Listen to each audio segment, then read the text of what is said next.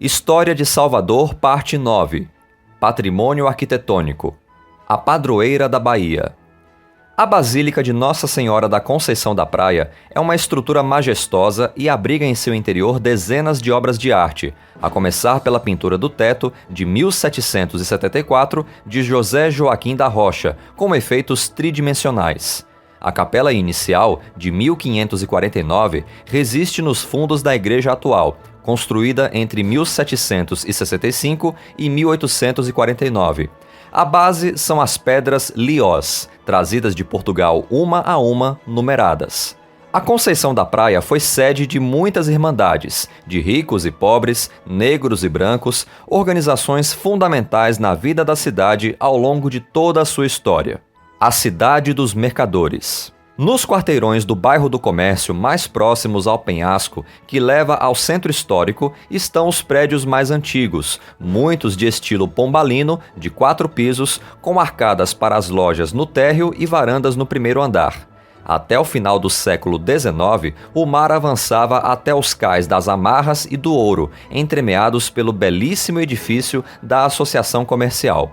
Nem tudo foi preservado no aterro que deu origem ao porto atual e à parte nova do comércio, concluída na década de 1910. Mas ruas como Portugal, Conselheiro Dantas e do Corpo Santo ainda conservam preciosidades arquitetônicas. Protegendo a cidade. Forte de Nossa Senhora do Pópulo, mais conhecido como São Marcelo, cartão postal de Salvador, guardião da cidade original, belíssimo e cilíndrico monumento, o também chamado Forte do Mar, cuja atual arquitetura é de 1812, nasceu das águas entre 1612 e 1623, com 19 peças de artilharia.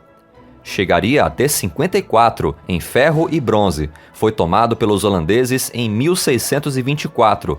Em 1638 foi usado contra Maurício de Nassau, mas o príncipe, esperto, passou ao largo do alcance de suas armas. Utilizado como prisão, abrigou, entre outros, os líderes da Revolta dos Malês, de 1835. De suas armas foi vítima o Palácio do Governo, atual Rio Branco, em 1912.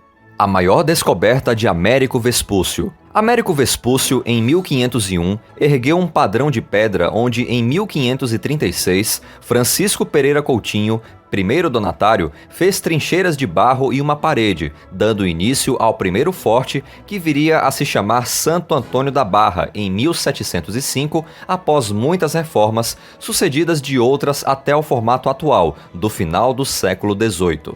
O farol primitivo é de 1698, o definitivo de 1937. No interior do Forte de Santo Antônio da Barra funciona o Museu Náutico, um dos mais completos de Salvador, com achados submarinos de elevado valor histórico. O Novo Mercado. O mercado modelo parece muito antigo, não? Na verdade, o mercado é o antigo prédio da Alfândega, de 1861, reformado, incendiado e reformado de novo na década de 1980.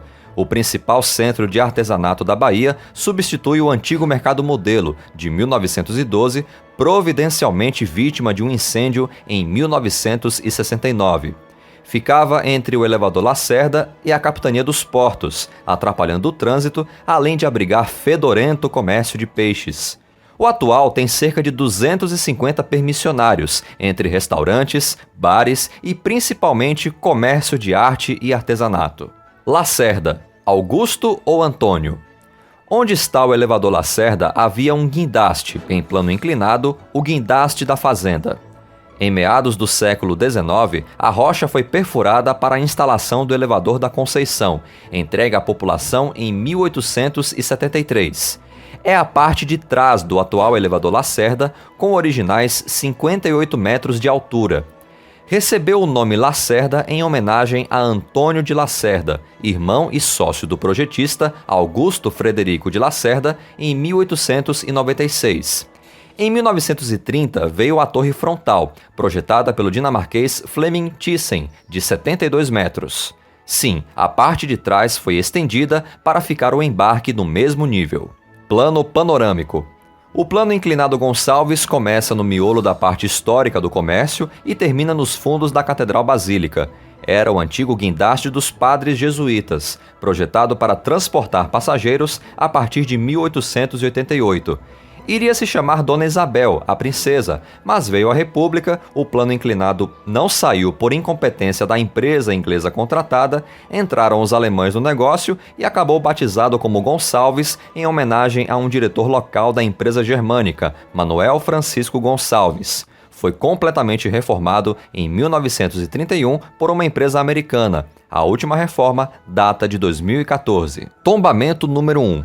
O conjunto de São Francisco, formado pela Igreja de São Francisco, Igreja da Ordem Terceira e Convento, foi eleito uma das 7 maravilhas do mundo português.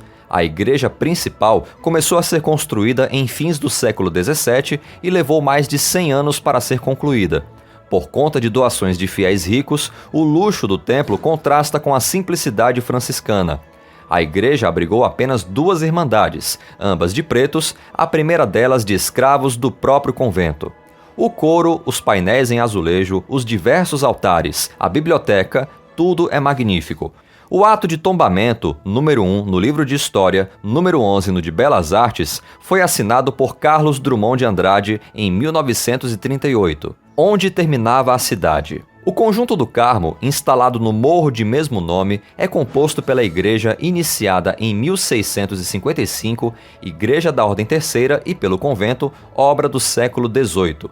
Por muito tempo, o Carmo era a referência extrema da cidade. O casario em volta é do século XIX. A igreja principal tem estilos vários, neoclássico, rococó, barroco e renascentista, sinal de muitas adições e modificações introduzidas em tempos diversos. Já o convento abriga atualmente um hotel de padrão superior. Na entrada há uma placa informando ter sido ali assinada a rendição dos holandeses, em 1625. Pode ser o mesmo local, mas certamente não é o mesmo convento. Templo de Meditação e Estudos. Iniciado em 1656, o imponente templo dos beneditinos, Arquiabadia de São Sebastião, tem no bem cuidado museu e nas missas acompanhadas do tradicional canto gregoriano pontos altos. A Basílica Menor, título dado pelo Papa São João Paulo II em 1982, é a soma de vários estilos, reformada muitas vezes, algumas delas na segunda metade do século XX. A imagem de Nossa Senhora das Angústias, em altar próprio, é venerada desde 1612, teve irmandade e procissão anual em agosto. A biblioteca do mosteiro, com mais de 35 mil volumes, incluindo obras raras e documentos históricos, é símbolo do apreço dos beneditinos pela leitura. O conjunto de São Bento, em Salvador, é o primeiro erguido pela ordem no Brasil. O lugar que o mundo chama de Bahia. Pelourinho é uma coluna de pedra, erguida em local público, geralmente no centro de uma praça ou largo, junto à qual se castigavam criminosos, escravos ou não. Toda vila ou cidade do Brasil colônia deveria ter seu Pelourinho. Em Salvador, acabou virando o nome de bairro residencial, contíguo à cidade propriamente dita, ao centro original, com grandes casarões e igrejas. No século XX, com a expansão urbana, o Pelourinho entrou em decadência, restou degradado. Foi reformado a partir da década de 1990 e se tornou um ponto de encontro cultural e paisagístico. O Largo do Pelourinho, baixada próxima à ladeira do Taboão, é o cartão postal mais divulgado do centro histórico.